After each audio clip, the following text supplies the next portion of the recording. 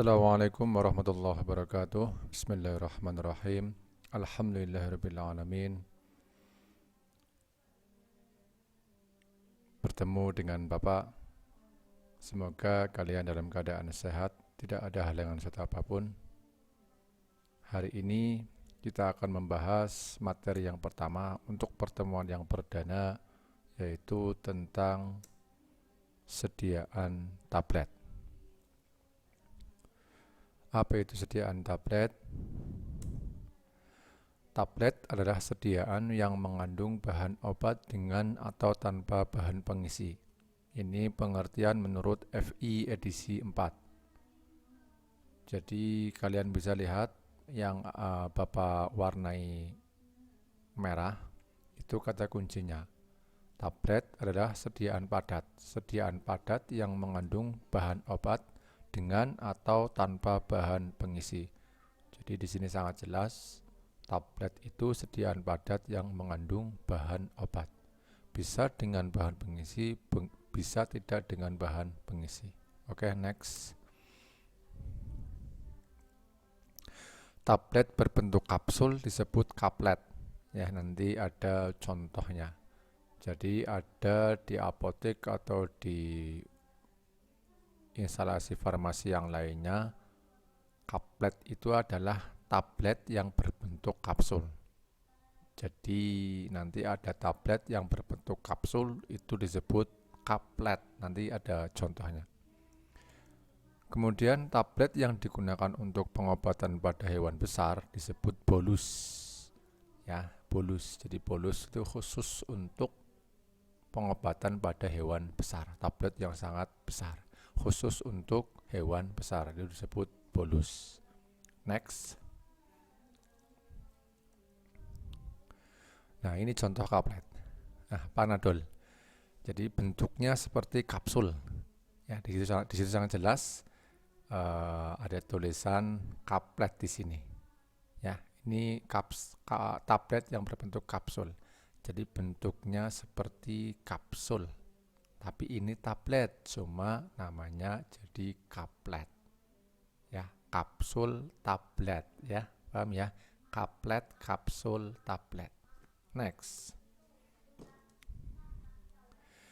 Bentuk tablet umumnya tabung, pipih, dan bundar. Ini umumnya tabung, pipih, dan bundar. Tapi ada bentuk yang lain. Ya, di pasaran banyak bentuk tablet, ada yang segitiga, lonjong, segi enam, dan bentuk lainnya.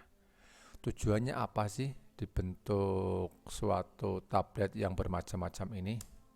Ini bentuk khusus tablet dimaksudkan untuk apa? Yang pertama, menghindari atau mencegah atau menyulitkan pemalsuan. Jadi tablet dibuat khusus itu biar tidak ada pemalsuan. Jadi pemalsuannya diminimalisir.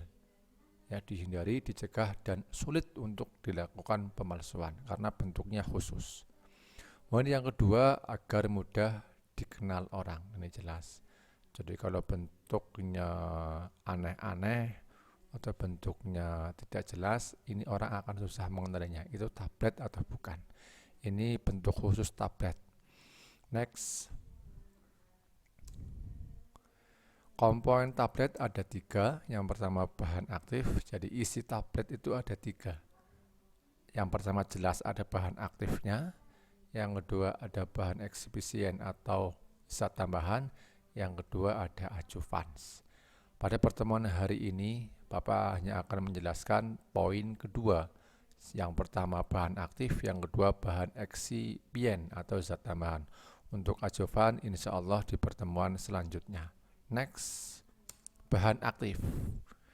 Komponen tablet yang pertama adalah bahan aktif. Jelas, tablet itu pasti ada bahan aktifnya. Bahan aktifnya itu apa? Harus memenuhi syarat yang ditentukan oleh farmakope. Jadi harus sesuai dengan syarat yang ditentukan oleh farmakope. Ya, itu bahan aktif. Jadi tidak sembarangan memilih bahan aktif untuk tablet. Harus sesuai dengan buku farmakope. Next. Bahan eksipien atau zat tambahan pada tablet itu ada 6.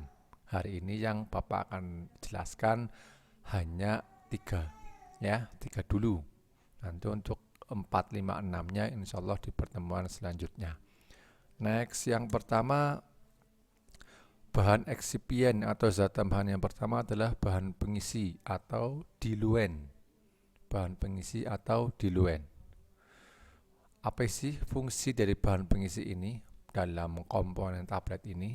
Jadi tablet ada bahan pengisi, itu fungsinya adalah untuk memperbesar volume agar massa campuran mudah dicetak dan dibuat, ya. Paham sampai sini ya? Jadi volumenya diperbesar. Untuk apa? Agar campurannya mudah dicetak. Jadi semakin tablet itu volumenya besar, maka dicetaknya akan semakin mudah. Itu fungsi bahan pengisi atau diluent. Apa sih bahan-bahan pengisinya yang sering digunakan dalam pembuatan tablet? Yaitu bahan pengisi yang umum digunakan ada laktosa, pati, kalsium fosfat dibasa, kalsium fosfat dibasa, dan selulosa mikrokristal atau avisel. Ya, itu contoh bahan pengisi yang umum digunakan pada proses pembuatan tablet. Lanjut bahan eksipien yang kedua, yaitu bahan pengikat atau binder. Apa itu fungsi binder atau bahan pengikat? Yaitu untuk memberikan daya adhesi pada serbuk sewaktu proses granulasi dan daya kohesi bahan pengisi, atau pada prinsipnya membantu pelekatan partikel dalam formulasi. Ini yang ada tulisan berwarna merah, ini kata kuncinya. Membantu pelekatan, pengikat biar melekat antar partikel yang lain. Jadi ketika membuat tablet, partikel-partikelnya melekat dengan cara apa? Ditambahkan bahan pengikat. Contoh bahan pengikat yang digunakan dalam proses pembuatan tablet itu mucilago amili 10%, larutan gelatin 10-20%, gom akasia, sukrosa, povidon, metil selulosa, CMC, dan pasta pati terhidrolisis. Ini contoh bahan pengikat yang umum digunakan untuk pembuatan tablet. Next, bahan eksipien yang ketiga, bahan penghancur atau pengembang atau disintegran. Fungsinya apa? Fungsinya untuk membantu hancurnya tablet setelah ditelan. Ini sangat penting. Bayangkan kalau kita minum tablet, keluar tablet lagi. Nah, fungsi bahan penghancur ini adalah untuk menghancurkan tablet ketika sudah ditelan, ya. Kemudian contoh bahan penghancur yang digunakan yang sering, ya, di sini ada tulisan berwarna merah lagi yang sangat penting. Bahan penghancur yang sering digunakan adalah pati. Ternyata pati itu adalah bahan penghancur yang sering digunakan pada pembuatan tablet. Selain pati, ada juga yang bisa digunakan asam alginat, selulosa mikrokristal, serta povidon sambung silang. Ya, demikian materi pada hari ini untuk sediaan tablet. Semoga kalian paham, dan apabila ada kata-kata yang kurang jelas, Bapak mohon maaf yang sebesar-besarnya. Tetap semangat, jaga kesehatan, jaga jarak, pakai masker selalu, dan cuci tangan selalu dengan sabun. Demikian, mohon maaf. Assalamualaikum warahmatullahi wabarakatuh.